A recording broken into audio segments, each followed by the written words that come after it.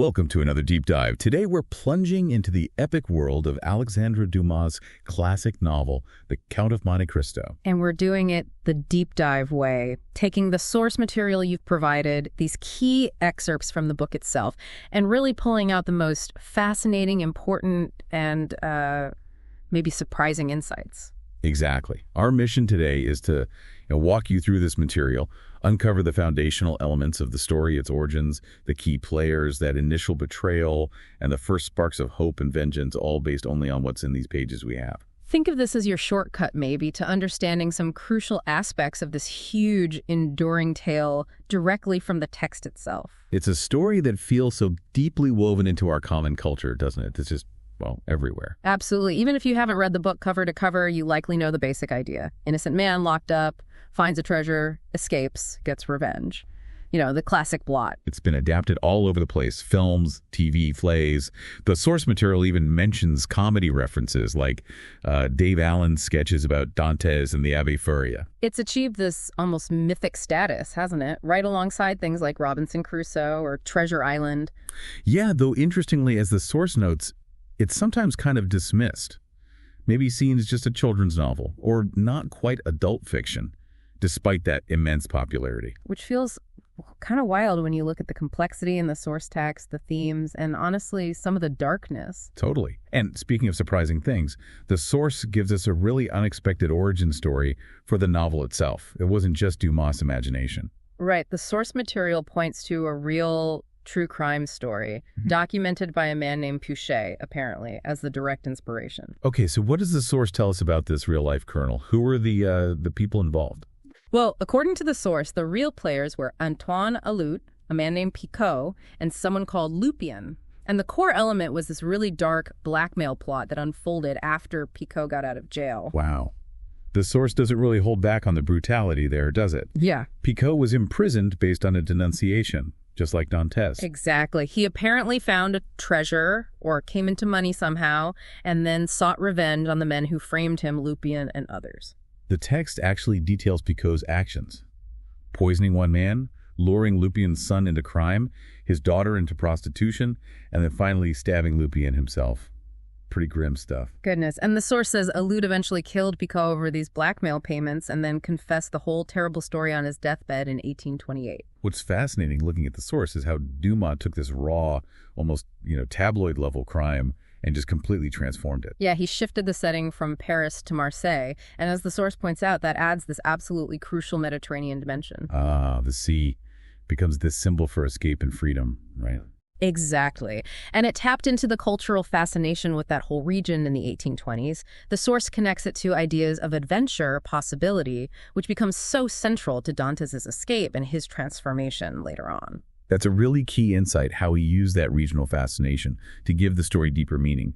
The source also briefly touches on challenges in translation and abridgment over the years. It does, and it highlights how those earlier omissions, cutting things like the travelogue bits, classical references, or even some of Dantès' internal thoughts, his psychological analysis, they actually pruned away parts that, give the novel its incredible sense of scale. And its intellectual weight, maybe. The full depth of the characters changes. Right. For a deep dive like this, understanding why those elements are now seen as valuable is pretty key to appreciating the full scope of the novel these sources come from. Absolutely. So with that background from the sources, let's jump into the story itself as it's presented in these excerpts. It kicks off with young Edmond Dantès, first mate on the ship Pharaon. Yeah, we meet him at a really pivotal moment. The ship is just arriving back in Marseille. The source tells us he's come from Naples, and crucially, Elba. He's clearly capable of directing the crew, even though the captain has just died. The captain, Leclerc, died of apoplectic fever, as the text puts it, on the voyage. And Dantès followed the captain's dying instructions, which included that specific stop at Elba. Right. Delivering a packet to a marshal there, and even speaking to the Emperor Napoleon himself. Monsieur Morel, the ship owner, he's initially full of praise for Dantès, right? He sees his competence, his courage. He does, but he gives him this crucial, almost prophetic warning. According to the text, he says something like, even though if it were known that you gave a packet to the marshal and spoke to the emperor, you might be compromised. And Dantès, as the source shows him, seems completely oblivious to the danger. Just says he doesn't know what was in the packet. The emperor just asked routine questions. He's quite naive. Uh-huh. But that stop at Elba, that's the detail that ignites the whole betrayal. And that's precisely where the conspiracy takes root. The source immediately introduces us to the plotters, doesn't it? It does. You've got Danglars, the ship's supercargo. He's just consumed by envy because he knows Dantès is likely to be made captain over him. And then there's Fernand, who's desperately in love with Mercedes, Dantès' fiancée. Plus Caderousse, this sort of drunken neighbor figure whose weakness makes him easily manipulated into the plot. So Danglars sees the opportunity in Dantès' Elba visit and, well, he formulates the plan right there in the passage we have. Yeah, he suggests denouncing Dantès as a Bonapartist agent, a really dangerous accusation right after Napoleon's exile, as the source implies specifically because of that stop in Elba and speaking with the emperor. The text shows how he plays on Caderousse's drunkenness and Fernand's jealousy to push the idea forward. It's quite calculated. What's interesting, though, is the source shows Fernand hesitating at first, specifically because Mercedes has threatened to die if Edmond is killed. So outright murder isn't the plan, not yet anyway. It's denunciation, imprisonment. Exactly. And the source confirms that Monsieur Morel does try to intervene for Dantès. He goes to the deputy crown prosecutor, Monsieur de Villefort, but, well, it's useless. So the trap is set. And according to the sources, the next crucial piece is how the system itself basically swallows him whole. We get to Edmond's arrest and imprisonment. He's arrested, brought before Villefort. Now, the source highlights Villefort's reputation as this honest judge, but it immediately peels back the layers, reveals his secret motives, his fears. As he interrogates Dantès and reads that letter of denunciation, he has this truly terrifying realization, doesn't he? He does. The letter doesn't just incriminate Dantès. It names the recipient of the packet as someone connected to the president of a Bonapartist club. And as other parts of the source reveal later, that president is Villefort's own father, Noirtier, a huge problem for Villefort. It's a chilling moment of calculation shown in the source. To protect himself, his career, his reputation, Villefort makes the decision right then and there to ensure Dantès stays locked up. Even though he likely knows the man's innocent and the accusation involves his own family, it's pure self-preservation. The text really gives us a glimpse into Villefort's cold inner thoughts, his fears in that moment. It shows how power and ambition can just override basic justice. It really sets the stage for Monte Cristo's later critique of society. So Dantès is shipped off to the infamous Chateau d'If. The source describes his initial cell as clean, and he holds on to Villefort's seemingly concerned words as some kind of promise, some hope. But the source shows how quickly that hope just crumbles. Days turn into weeks, then months. An inspector visits but offers no real help, just says he'll examine your dossier. And when Dantès mentions Villefort, the inspector just dismisses him, right? Yeah. Notes Villefort isn't even in Marseille anymore. The door is closed. Yeah, the silence from his jailer, the total lack of news, it just crushes his spirit. The text shows him starting to doubt his own memories, wondering if that inspector was even real or just a hallucination born out of despair. This despair, the source shows, gets so profound it drives him to the absolute brink. He thinks about suicide. And the text gives us this incredibly stark detail. He recoils from hanging because of his horror of pirates. It feels like this last thread of his old life, his sailor identity, holding him back somehow. Choosing starvation instead feels like a different kind of surrender, just a slower fading away. But just as he reaches this absolute low, this total bottom, the source delivers the turning point. He hears a sound. The sound of digging. Exactly, digging. Initially, he questions it, maybe another hallucination, but his interest is definitely piqued. The jailer just dismisses the sound, though, right? Compares Dantès to the mad abbé next door, the one who talks about treasure. Yeah, and that dismissal, that comparison to the mad prisoner, ironically gives Dantès this new focus. He starts listening intently. Then he starts trying to respond. The source mentions him using a loosened stone, then a twisted pot handle as a makeshift tool to dig back. Right. And the text notes that the sound from the other prisoner stops when Dantès starts digging like a signal.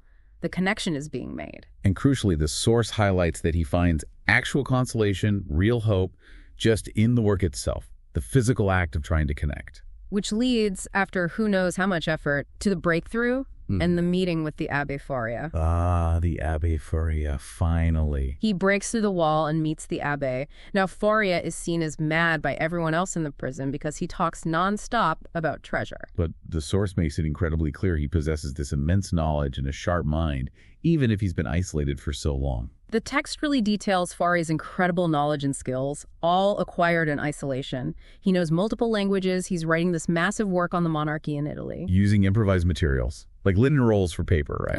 And he's drawn these elaborate escape plans. His escape plan, meticulously described in the source, is seriously complex. Digging side tunnels like in mines, carving a pit under the sentry walkway, loosening a paving stone, planning to subdue the guard, use a rope ladder. It shows real ingenuity. But then, the treasure. The Abbé reveals this piece of paper, half burned, with cryptic writing on it. Yeah, Gothic characters and unusual ink, the source says. He confesses this is his real treasure and shares its secret with Dantès. He tells the whole story from the source.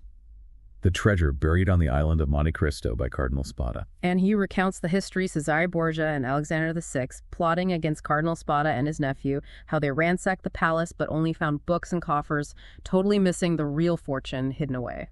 But then Faria's health declines. The source shows him suffering a crisis, leaving him paralyzed. Yes. He loses hope of ever enjoying the fortune himself, but he desperately wants Dantès to have it. He makes Dantès memorize that paper, every word. Then he destroys the second half. And gives Dantès explicit instructions for when he escapes. Go to Monte Cristo. Stay alone. Find the treasure. Urgently. When Faria eventually dies, the source describes Dante's incredibly desperate but also ingenious escape plan. Taking the Abbé's place in the burial sack. And being thrown into the sea from the high walls of the Château d'If. The text details his struggle in the water before he's finally rescued by smugglers on the Giannamili. So he's free.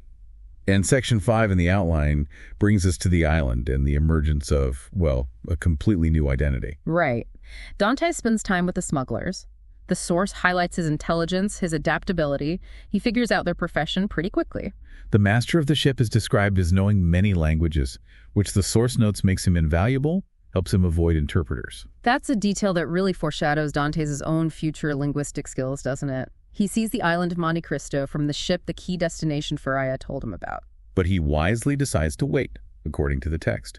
He spends time with the smugglers, gathers information, waits until he has the tools he needs. Then later, he orchestrates his return to Monte Cristo. He pretends to be injured after a storm that's described in the source so he can be left alone on the island. And using a pickaxe, which the source confirms he got hold of, somehow he attacks a temporary wall Faria described, uses an olive tree as a lever to move this massive rock. And then, the moment of truth. The source confirms it, very simply. After 10 minutes' work, the wall gave way. And he finds it. The hidden fortune. The immense wealth Faria described is real. Wow. His first actions with this newfound wealth are pretty telling, as detailed in the source. Yeah, he buys a boat for one of the smugglers, Jacopo, and sends him straight to Marseille to ask about his father, Louis Dantès, and Mercedes. And the news Jacopo brings back is just devastatingly grim. Father's dead from grief and anxiety. Mercedes has vanished. So Dantès returns to Marseille himself, sails into the port in his new yacht, followed by Jacopo's ship. The source details his careful preparation, checking his appearance, making sure he's unrecognizable, acquiring various disguises. This return to the past is the critical next step. Right. Covered in the sources as he starts setting up his whole vengeance plot in Paris. Exactly. Dantès, now disguised as the Abbé Busoni, a name the source links to Monte Cristo later, suggesting it's one of his many identities, goes to visit Caderousse, who's living in deep poverty by now. The text describes Caderousse sighing about how honesty isn't enough to get by, and showing what seems like genuine remorse for his past actions. And through Caderousse, Dantès learns the devastating details that confirm his losses. His father's death, Caderousse says, was indeed caused by grief and anxiety over his disappearance. And Mercedes, while she didn't abandon his father, she apparently developed a profound antipathy to Fernand, even before marrying him. That's quite a detail from Caderousse. Caderousse completely confesses his own part in the conspiracy, and he tells the whole story of Fernand's rise to power and wealth. Listing specific events from the source, right? Details like abandoning his post at Ligny, defecting with a general, his service in the Spanish War, Madrid, Trocadero gaining rank, the Legion of Honor, eventually becoming a count. The significance the source seems to imply there is that Fernand basically built his entire fortune and status on morally shaky ground, military opportunism, a foundation that, is probably going to crumble eventually. Caderousse also explains Mercedes' marriage to Fernand. Says she believed Edmond was dead, married Fernand for companionship, but the source quotes Caderousse saying she never loved him and often cried over Edmond's presumed death. So as Abbé Busoni, Dantès gives Caderousse this large diamond, probably the one he originally meant for his father, in exchange for the red silk purse Monsieur Morel had left with his father all those years ago. The source describes Caderousse just being completely astonished by this. The source also briefly shifts focus back to the Morel family's fate, which is quite moving. Monsieur Morel suffers financial ruin, hits utter despair, thinks about suicide. His son Maximilian is ready to join him. But then, this miraculous event described in the source happens. A brand new pharaon, identical down to the last detail to the lost one, fully laden, just appears and saves the family from ruin right at the last minute. The source doesn't explicitly state the Count's involvement in this specific passage, but I mean the timing, the nature of the miracle. It strongly implies his hidden hand, doesn't it? Absolutely. Then we see the Count appearing in Rome, viewed through the eyes of these two young Frenchmen, Albert de Morcerf, who is Fernand's son, and his friend Franz Stefanet. They discuss the rumors about Monte Cristo Island. They meet the Count. Francis calls him Sinbad. At one point, they taste this strange greenish paste the Count calls ambrosia. And they witness this dramatic public execution and the subsequent pardon of a bandit named Peppino, seemingly orchestrated by the Count. The text really establishes the Count's immense wealth and his mysterious influence, even over powerful figures like the bandit leader Luigi Vampa, who shows him deep respect. And the source notes Albert actually owes the Count his life and ransom money after being abducted by Vampa's band. That solidifies the connection between them. The Count's stated reason for helping Albert and wanting to connect with him, an interest in being introduced to Parisian society. Albert describes Paris life as prosaic, kind of dull, highlighting the contrast with the Count's obviously adventurous and mysterious background. So the Count establishes himself in Paris, buys this magnificent house in Auteuil. We meet his key servants, Bertuccio, his steward, and Ali, his silent Nubian servant. And the source describes Bertuccio having this really strong, disturbing reaction to the Auteuil house itself. There's history there. Yes, and this is where Bertuccio's incredibly dramatic backstory unfolds, as detailed right there in the source. He believes Villefort is a villain because of his brother's death. His personal revenge plot led him to witness Villefort and, wait for it, Madame Danglars burying a baby in the garden of that very house years ago. Good grief. The source recounts how Bertuccio attacked Villefort, got shot, but later went back to the garden, dug up the child who was somehow still alive. He named him Benedetto, and took him to his sister-in-law Assunta to raise. But the story gets even darker. Benedetto grows up to be a criminal, leads to Assunta's death. Bertuccio, according to the text, believes all these events are divine punishment. He calls the Villeforts a cursed breed. He even wonders if Villefort himself might still be buried in the garden. It's this chilling detail from the source that directly links Villefort to this hidden crime, right in the Count's new home. The source then references the Count's other key interactions as he starts moving through Parisian society. He meets the Morels again, Maximilian, Julie, Emmanuel, and the text notes he finds a genuine sense of peace in their honest company, a real contrast. But he also has an unsettling encounter with Villefort himself. And a really notable conversation with Madame de Villefort about poison, specifically brucine. The source implies she shows this unexpected and maybe unsettling knowledge of toxic substances, foreshadowing, perhaps. We are also properly introduced to Haydée, who appears with the Count. The source notes her incredible beauty. Her jewels draw massive attention at the theater. It confirms her identity as the daughter of the powerful vizier Ali Pasha, and mentions her tragic backstory, detailed in the text. Leaving Greece at 5, remembering it with her soul, the loss of her mother Vasiliki, hearing about the false pardon that led to their downfall, she carries deep trauma. So the stage in Paris is now set with all the major players, connected by this incredibly complex web of history and circumstance, all detailed in the source. You've got the Comte and Comtesse de Morcerf, that's Fernand and Mercedes, the powerful Danglars family, Baron Danglars, Madame Danglars, their daughter Eugénie. The Villeforts, Monsieur de Villefort, Madame de Villefort, their daughter Valentine, and the paralyzed but still sharp patriarch Noirtier. Plus, the source introduces the fake father and son, Major and Andrea Cavalcanti, who we know are puppets orchestrated by the Count, probably through his Abbé Busoni identity. The text shows this complex web of arranged marriages and simmering conflicts starting to tighten. Morcerf is engaged to Eugénie Danglars.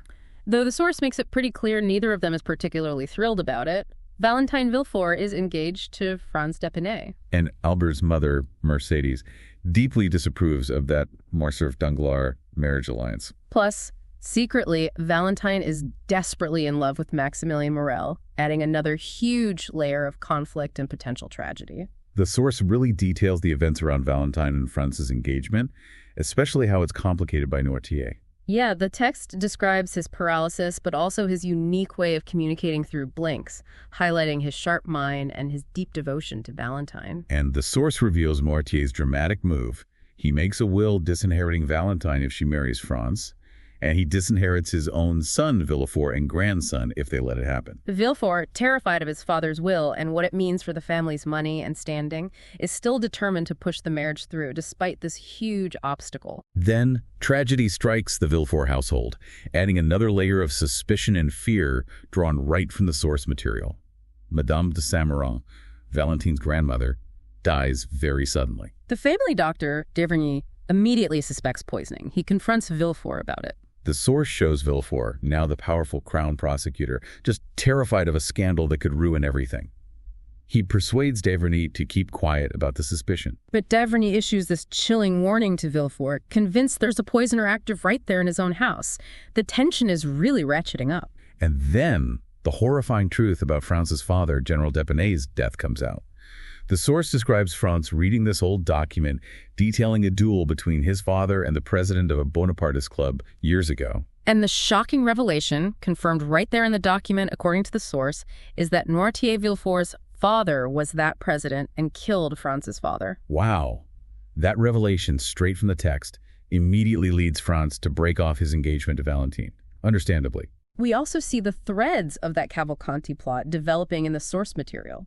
Major Cavalcanti gets his payment from the Count and heads back to Italy, his job done. Meanwhile, Andrea Cavalcanti is busy establishing himself in Paris society. The text notes his sophistication, speaks the language well, dresses impeccably, and importantly, pays cash for everything. And he's clearly got his sights set on marrying Eugénie Danglars, setting himself up as a direct rival to Albert Morcerf for her hand, or at least her fortune. The Count's interactions with Danglars are also detailed in the source, showing his strategic moves. Danglars, always focused on money, asks the Count for unlimited credit. And the Count's response, just giving it to him, no questions asked, no limits, it shows incredible cunning. He's setting Danglars up somehow. The source also describes Danglars' prize horses being bought by the Count's steward, Ali, for this huge sum, much to the shock of both Danglars and his wife. Another power play. The text even shows Danglars trying to visit the mysterious Count, only to be interrupted by the perfectly timed arrival of Abbé Busoni, another of the Count's identities. It adds to his mystique and frustrates Danglars' attempts to figure him out. And finally, the source hints at the growing fear among his enemies. It references a secret meeting between Villefort and Madame Danglars, which Bertuccio overhears. The text reveals their shared mounting terror, that this Count of Monte Cristo knows their terrible secret, the secret about the baby buried in the garden all those years ago. It becomes just abundantly clear from these sources that the seeds of the Count's incredibly complex, multi-layered revenge plot are now firmly planted. Yeah, targeting the men who destroyed him, using their own secrets, their own vulnerabilities against them, and pulling their families into it. It's all taking root in that Parisian social landscape. Wow. So just based on these sources we've looked at, we've really managed to piece together the compelling origins of the story, the brutal real-life crime. The heartbreaking betrayal of young Edmond Dantès, his years of suffering in prison, that incredible escape thanks to the Abbé Faria finding the treasure on Monte Cristo. And his careful, calculated return under this new, powerful, mysterious identity. We've seen him start to strategically move among his former enemies, Fernand, now the rich Comte de Morcerf, the influential Baron Danglars, the powerful prosecutor Villefort. And how his actions are already starting to impact the younger generation, whose lives are now tragically tangled up by arranged marriages, secret loves, old secrets, all detailed right there in the text. It truly is a story about fate, betrayal, incredible resilience, and the terrifyingly long game of consequences, all revealed through these specific, really impactful glimpses from the source text you shared. It makes you really think, doesn't it, about the nature of justice versus revenge, as we see it playing out in this source material. How far can someone justifiably go to right a wrong that cost them literally everything? Is it justice? Or does it inevitably become something else entirely? That's a huge question the book raises. And it also raises that chilling question, looking at characters like Villefort with his secret buried in the garden. How much can you really hide from the past? Does it always come back to the surface, no matter how powerful or careful you become? What does that say about accountability, when people try to just bury their mistakes? Definitely something for you, the listener, to think about long after our deep dive into these sources today is over.